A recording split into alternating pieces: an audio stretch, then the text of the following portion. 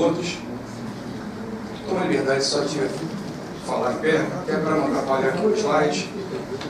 Bem, meu nome é Fábio Blar. Como o professor Alexandre falou, sou curador-chefe do Ministério Público do Trabalho do Estado do Rio de Janeiro, mas estou aqui como estudante na busca da informação.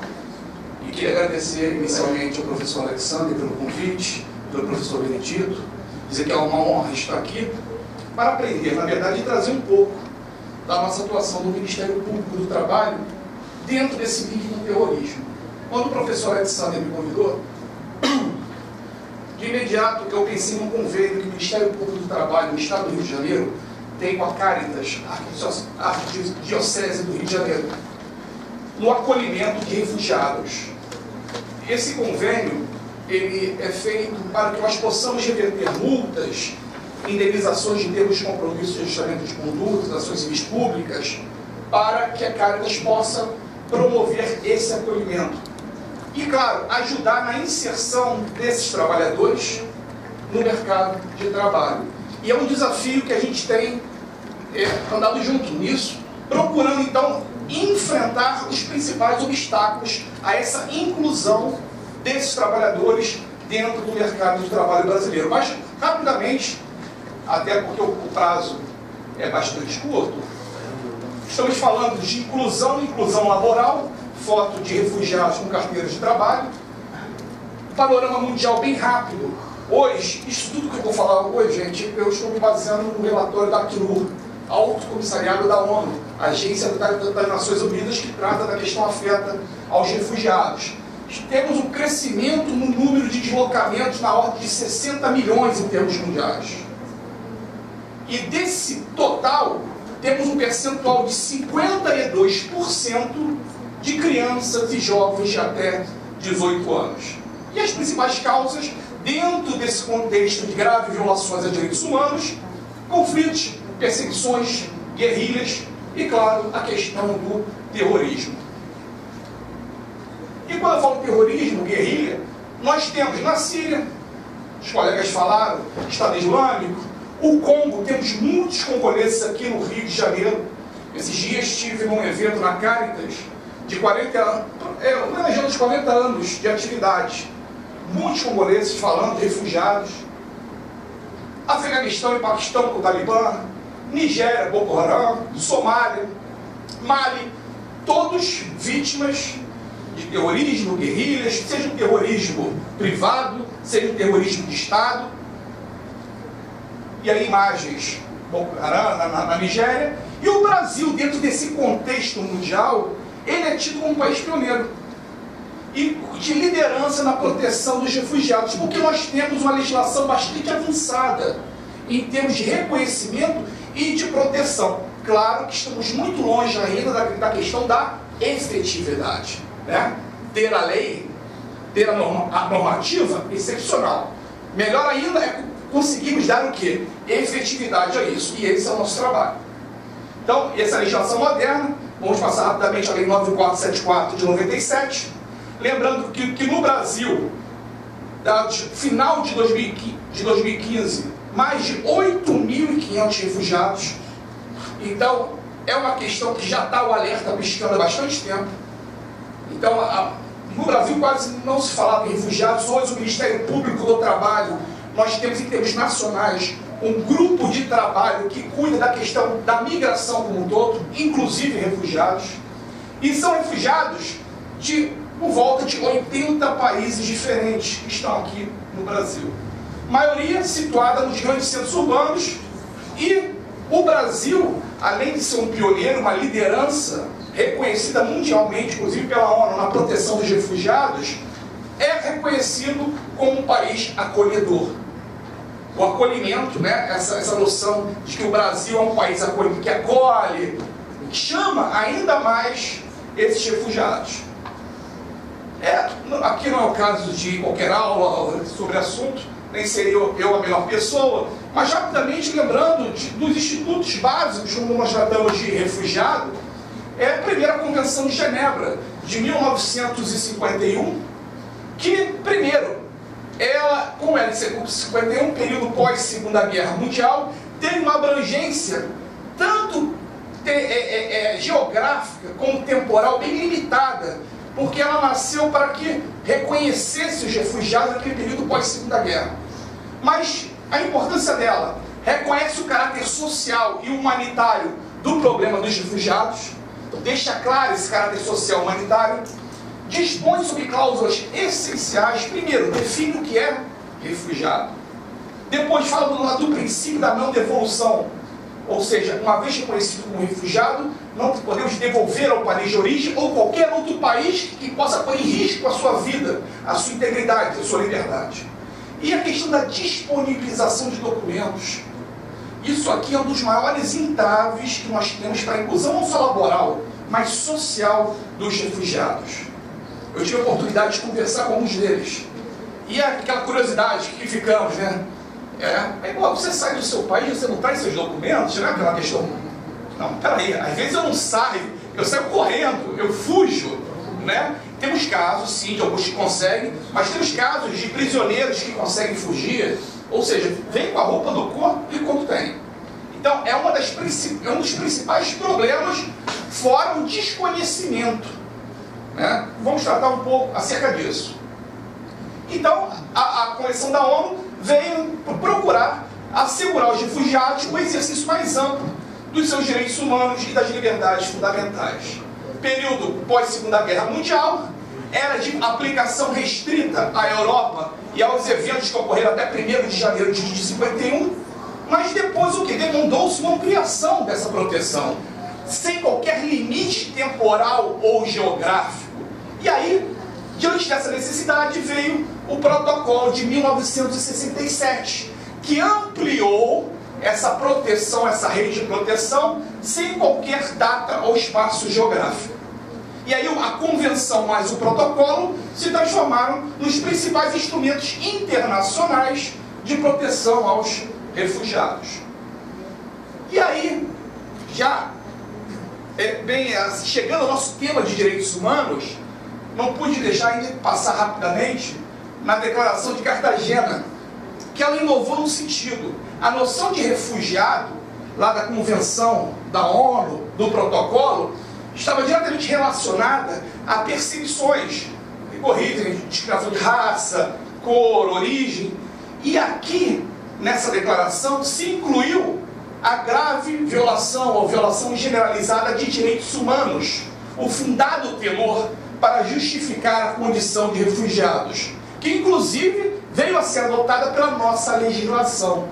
Então basta que haja um temor fundado de grave violação a direitos humanos, e quando falamos em terror estamos falando logicamente de grave violação a direitos humanos, que justifique o reconhecimento da condição de refugiado. E uma outra questão também importantíssima que nós nos deparamos dentro da necessidade de informação é a diferença entre refugiado ou migrante. Quando eu falo migrante aqui, muitos utilizam migrante em sentido amplo, sim, mas o migrante aqui que estou falando é o migrante internacional, econômico. É aquele cidadão que busca um outro país, buscando melhores perspectivas de vida, de estudo, de econômicas. E o refugiado não.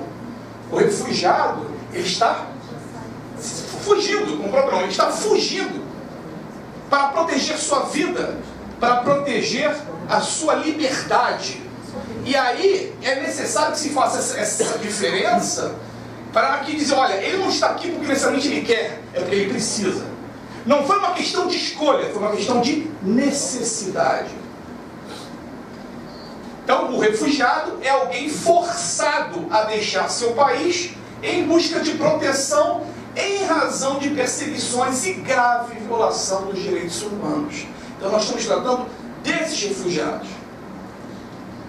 Rapidamente falando, da Acnur, que é uma agência da ONU, a agência que cuida da questão relacionada aos refugiados, é Alto Comissariado das Nações Unidas, que foi criado em dezembro de 50 para reassentar refugiados europeus após a Segunda Guerra Mundial, mas atualmente promove esses instrumentos internacionais e a proteção dos refugiados e supervisiona a sua aplicação. Inclusive, no Brasil, está presente em aproximadamente 130 países.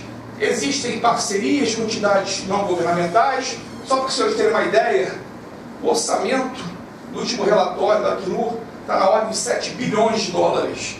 A maior parte de doações.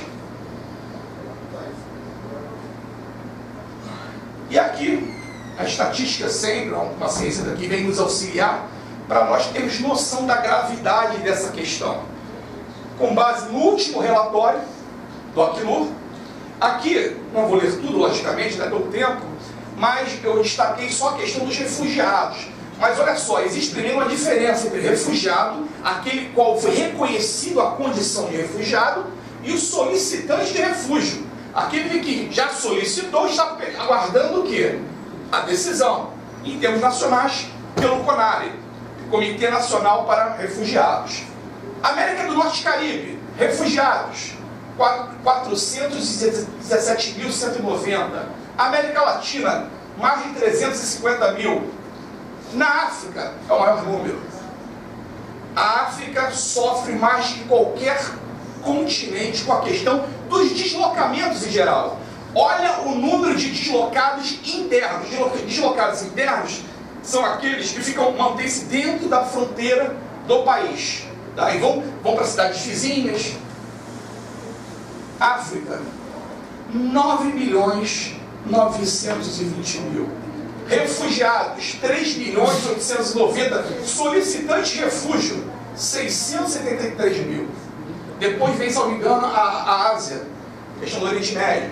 A Europa, mais de 3 milhões. O Oriente Médio, 2.764.000. Ásia, 3.848.000. Em termos mundiais, somando tudo isso, refugiados, último relatório, que é mais ou menos aproximado, nunca será um número exato, ideal, em termos de mais de 14 milhões de refugiados. Solicitantes de refúgio, aguardando decisão, mais de 1.700.000. Deslocados internos, 32.254.000. Apátridas, mais de 3 milhões. E outros, 3 milhões alguma coisa. A questão é séria. Então, e um dos maiores propulsores desse número foi a questão da Síria, que os colegas falaram. Aumentou e muito o número de deslocamentos. Como o tempo agora já está me esgotando, eu vou... a questão mundial, os sírios é a primeira nacionalidade dentre os solicitantes de refúgio. No Brasil, nós temos 532 sírios refugiados, total de 1.231 pessoas reconhecidas. Eu soube, em off, nada em uma fonte, mas teriam mais de 25.000 solicitantes de refúgio no Brasil aguardando. A nossa lei, ela inova por quê? Porque traz a grave violação de direitos humanos como requisito para o reconhecimento da condição de refúgio, dentro daquela linha da Declaração de Cartagena. E aqui já entrando para as nossas conclusões, quais são os direitos que constam nessa nossa lei? Primeiro, o refugiado tem direito à cédula de identidade, carteira de trabalho e documento de viagem. Carteira de trabalho. Quando solicita o refúgio, você recebe um protocolo provisório. Com esse protocolo provisório, você está entrando na carteira de trabalho. Agora, quase ninguém conhece isso. E o empregador, na hora de contratar, o receio dele. Então, a falta de informação leva o quê? A discriminação. A solicitação de refúgio pode ser feita a qualquer autoridade migratória, Polícia Federal. E o fato do ingresso ser irregular não impede a solicitação do refúgio. Ele fica, entre aspas, regular até a conclusão, até a decisão. E quem decide acerca do refúgio é um órgão multiministerial, que é o Comitê Nacional para os Refugiados. Como direito de saída, a facilitação do reconhecimento de certificados e diplomas. Muitos não têm documentação, então a lei prioriza essa facilitação. Gratuidade e caráter de urgências para os processos de reconhecimento. Igualdade de direitos a qualquer outro estrangeiro residente no país. Qualquer direito. Direitos civis, políticos, econômicos, sociais e culturais. Entre eles o direito quê? Ao trabalho. Artigo 6 da Constituição. E não a qualquer trabalho, buscando uma unidade constitucional, uma visão sistêmica a um trabalho digno, a um trabalho decente, porque a dignidade da pessoa humana é um dos fundamentos do Estado Democrático de Direito brasileiro.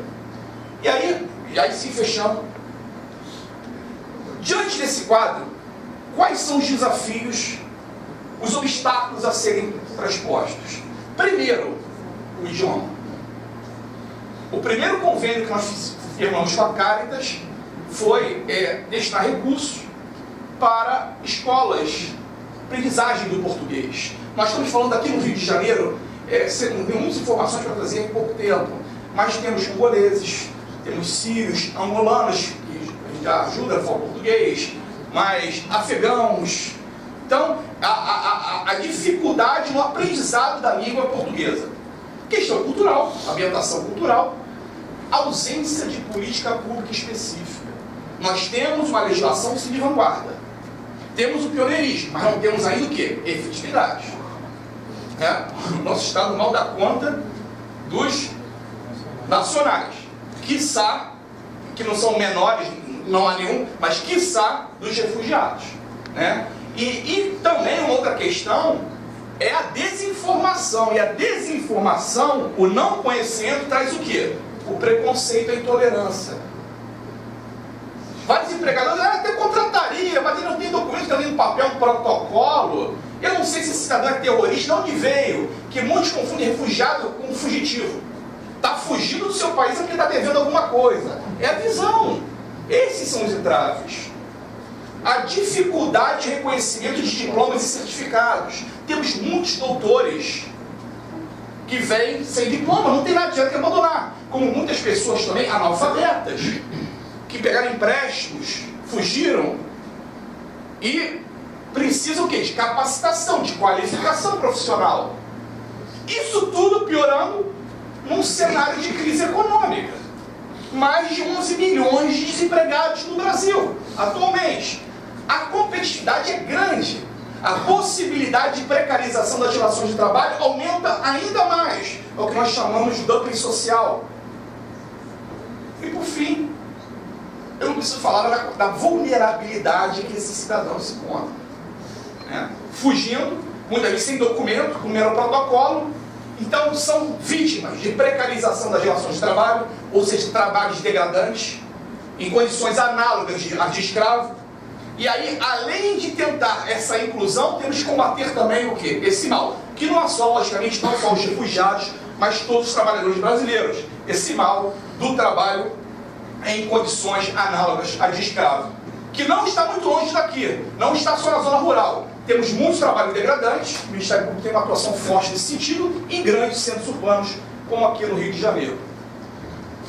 Isso aqui, por exemplo, foi uma operação em que deflagramos trabalho em condições degradantes com imigrantes. Desculpe pela pressa, mas eu poderia contribuir para esse evento e mais uma vez agradeço de todo o coração a oportunidade.